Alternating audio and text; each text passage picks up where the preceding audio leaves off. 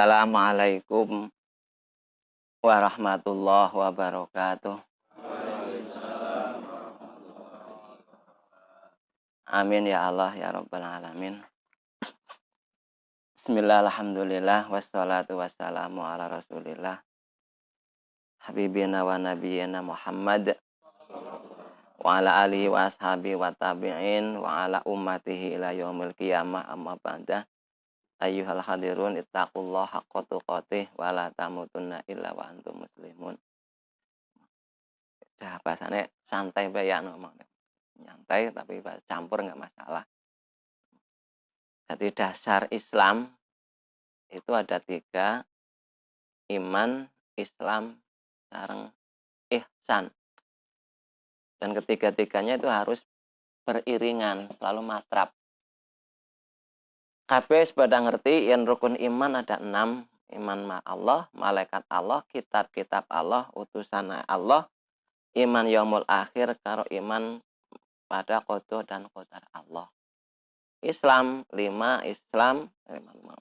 Jadi syahadat, sholat, zakat, puasa, haji. Nah, sedangkan ihsan anta budallahu ka'annaka yarahu fa illam yakun fa innahu yaraka. Ketika kamu menghamba menyembah pada Allah yang seolah-olah kamu melihat Allah. Kalau nggak mampu, yakin bahwa sesungguhnya Allah itu melihat kamu. Seperti itu. Nah, kita di dasar pertama iman, Islam, dan ihsan. Setelah kita iman kepada Allah, baru iman. Belum diucapkan, kalau kan mau, maka orang itu belum Islam. Urung wajib sholat. Itu kan. Kalau baru iman percaya, mungkin imannya itu dari otak. Sebagian itu dari otak dengan kejadian-kejadian alam. Di antaranya mungkin orang-orang barat lah itu. Ketika dia tuh akhirnya dia mengimani Allah, udah iman, dia belum syahadat, maka dia belum Islam. Dan dia belum wajib sholat. Baru setelah dia ikrar syahadat, asyhadu alla ilaha illallah wa asyhadu anna muhammadar rasulullah, bahwa aku bersaksi dan meyakini tidak ada Tuhan selain Allah. Dan aku bersaksi dan meyakini bahwa Muhammad itu utusan Allah. Yang namanya utusan itu pasti diberi kekuasaan oleh Allah untuk menyampaikan beserta mungkin kewenangan-kewenangan Allah yang lain ketika memang dibutuhkan. Kita kembali kepada setelah iman terus syahadat. Mau penyaksian setelah seikrar syahadat, baru orang itu wajib sholat. Nah, yang kembali kepada iman kepada Allah, maka kita harus iman kepada yang lain. Malaikat Allah, kitab-kitab Allah, utusan Allah. Yang pokok adalah ini, mau saya iman Allah dan kitab. Setelah kita iman kemarin kitab-kitab Allah, apa hanya cukup iman bahwa Quran itu kitab Allah? Enggak. Kita harus meyakini bahwa apa yang ada dalam Quran itu pasti benar. Tuh. Dan apa yang dijanjikan oleh Allah itu pasti terjadi. Harus meyakini. Enggak cukup iman kepada Allah. Enggak. Harus yakin. Apa yang di firman Allah di kitab kita itu pasti hak benar. Nah, kita dalam penyelesaian terus kita bagaimana cara kita itu untuk menerapkan. Menerapkan setelah syahadat, maka orang itu wajib sholat, kata orang. Secara umum, setelah ikrar bahwa meyakini bahwa tidak ada Tuhan selain Allah dan Muhammad sebagai utusannya, maka kita harus taat perintah-perintah Allah, diantaranya sholat. Setelah kita mengakui akan adanya Allah sebagai Tuhan kita, maka kita harus taat perintah Allah. Maka dari sholat kita bukan sebatas wajib, tapi karena taat perintah Allah. Karena apa? Sholat itu merupakan undangan dari Allah untuk hambanya.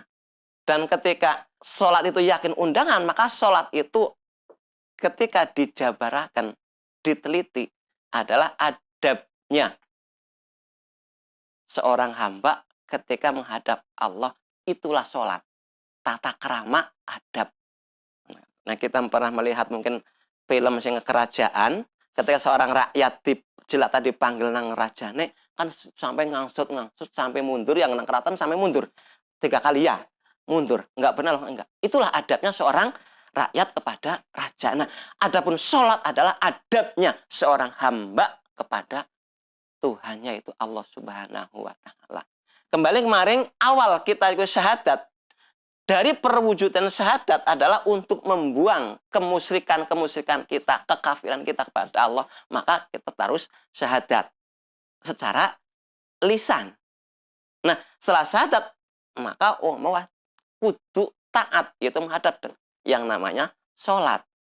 Nah, sholat, Gusti Allah dawuh dalam surat Al-Maidah ayat 6 apa yang mau. Ya ayyuhalladzina amanu idza qumtum ilas sholati faghsilu wujuhakum wa aydiyakum ilal marafiqi wamsahu biruusikum wa arjulakum ilal ka'bain. Wong iman, ketika kamu mau mendirikan sholat, maka basuhlah wajahmu dan kedua tanganmu sampai sikut, dan usaplah kepalamu dan basuh kedua kakimu sampai mata kaki. Nah, penerapannya ketika nangke mau kita bersyahadat sebelum sholat wudhu, maka ketika ini kan penerapan karena perintah Allah, terapena apa yang ada dalam kitab, itu janjinya Allah. Allah menurunkan air untuk membersihkan, membuang gangguan setan, nyambungaken lan nguatan ati serta netepaken dalan, maka banyaknya nggak wudhu sesuai perintah Allah, yaitu surat Al-Anfal itu. Malah rukun wudhu anak-anak 6. Niat bareng basuh wajah. Yang ketiga, yang pertama niat, yang kedua basuh wajah bareng, yang ketiga basuh kedua tangan, yang keempat ngusap sirah, yang kelima basuh kedua kaki, dan keenam tartib. Cuma itu rukun wudhu. Adapun yang lain-lain itu adalah tambah sunnah lah. Yang pokok cuma itu. Jadi niatnya wudhu adalah untuk mengharap rahmat Allah berupa apa yang dijanjikan, bersih dari kotoran, dijaga dari gangguan setan, disambungkan hatinya dengan Allah, dan Allah nguatakan hati, serta Allah bimbing, menjaga. Nah, penerapan dalam wudhu setelah kita melakukan wudhu, yakin, iman akan adanya Quran. Berarti kita pun ngimani isinya Quran, meyakini isinya Quran. Nah, setelah dipraktekkan di dalam wudhu, kita harus yakin bahwa kita nyambung.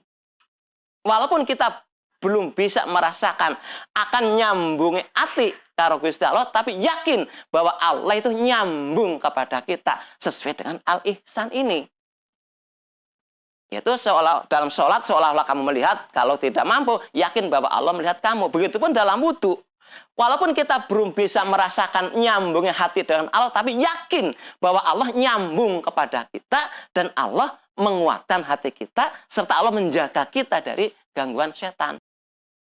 Dan walaupun kita belum bisa merasakan nyambungnya hati, tapi yakin bahwa Allah itu yang nyambung kepada kita. Allah manunggal nyuwiji al-wahid kepada kita.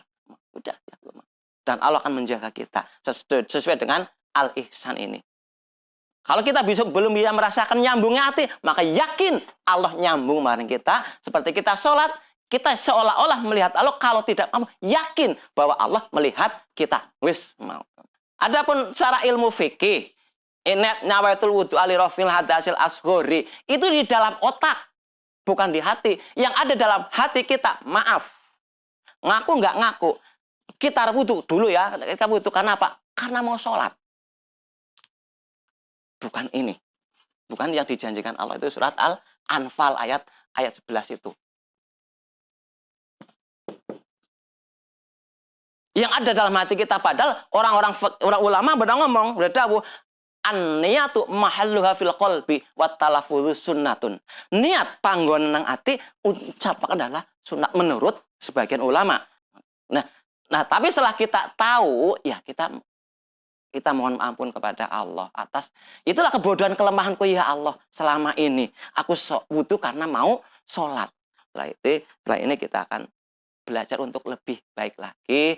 Nah, itu kita kembali pada munibina ilaihi wattaqu wa aqimus shalah wa la takunu minal musyrikin minal ladzina tafarraqu dinahum Wa kanu syi'an kullu hizbin bima ladayhim farihun.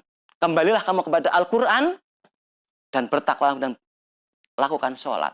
Dan janganlah kamu termasuk golongan orang-orang yang musyrik. Di antaranya orang-orang yang mecah-mecah agama dan tiap pecahan jadi beberapa golongan dan tiap golongan membanggakan golongannya masing-masing, merasa paling benar merasa paling hebat masing-masing. Kita lepas dari golongan itu, kita kembali kepada Allah Subhanahu wa taala. Monggo dikaji Al-Qur'an ini supaya kita selamat dunia dan akhirat. Al-Fatihah. Bismillahirrahmanirrahim. Alhamdulillahirabbil alamin. Ar-Rahmanirrahim. Maliki yaumiddin. Iyyaka na'budu wa iyyaka nasta'in. Ihdinas siratal mustaqim. Siratal ladzina an'amta 'alaihim ghairil maghdubi 'alaihim waladdallin. Amin. Wassalamualaikum warahmatullahi wabarakatuh.